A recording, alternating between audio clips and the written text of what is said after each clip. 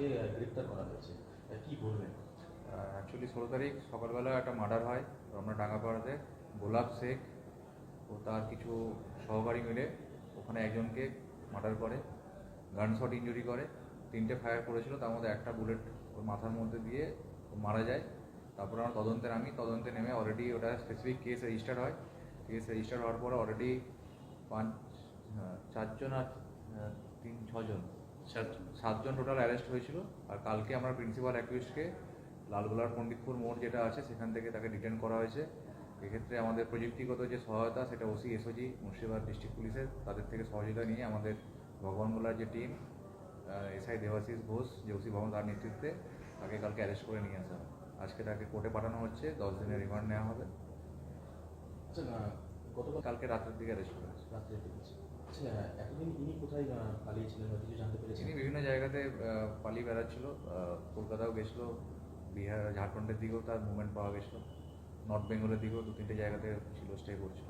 আচ্ছা, কোনো ক্ষেত্রে কি এই যে লালগোলায় গতকালকে লালগোলার পণ্ডিতপুর বলছেন, কোনো ক্ষেত্রে কি বর্ডার ক্রস করে বাংলাদেশে চলে যাওয়ার মতো কোনো সম্ভাবনা এমন কিছু পাওয়া গিয়েছে? না, এখনও সেটা পাওয়া যায়নি, কিন্তু ও চেষ্টা করছে যাতে পুলিশ অ্যারেস্ট করতে না পারে, তার জন্য লোকেশন বারবার চেঞ্জ করছিল।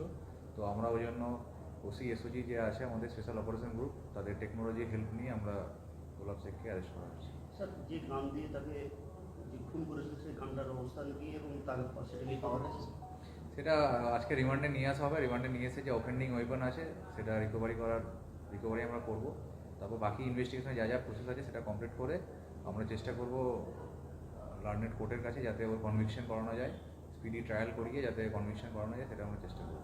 স্যার, স্থানীয় বাসিন্দারা যেটা দাবি করছেন ওনার কাছে যে গানটা ছিল সেই গানটা উনি নাকি এলাকায় বলতেন যে এটা নাকি লাইসেন্স প্রাপ্ত গান।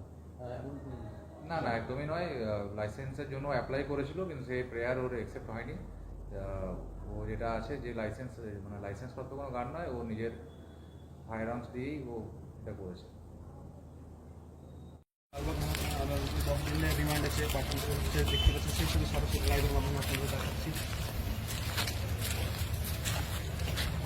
দেখতে পাচ্ছি রীতিমতো যে গ্লাভ দিয়েছে গ্লাভগুলো পণ্ডিতপুর এলাকা থেকে তারপরে লাইভের মাধ্যমে আপনাদের দেখাচ্ছি। দেখতে পাচ্ছি গ্লাভ লালগঞ্জ মহকুমা আদালত যিনি রিমান্ডের সেই কথা।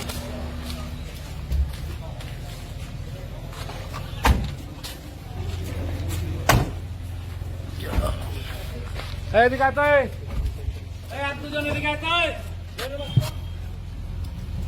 আপনার বিরুদ্ধে খুনের অভিযোগ, কি বলবেন? কিছু বলবেন? তোরা কেন করলেন এমনটা? কিছু বলবেন?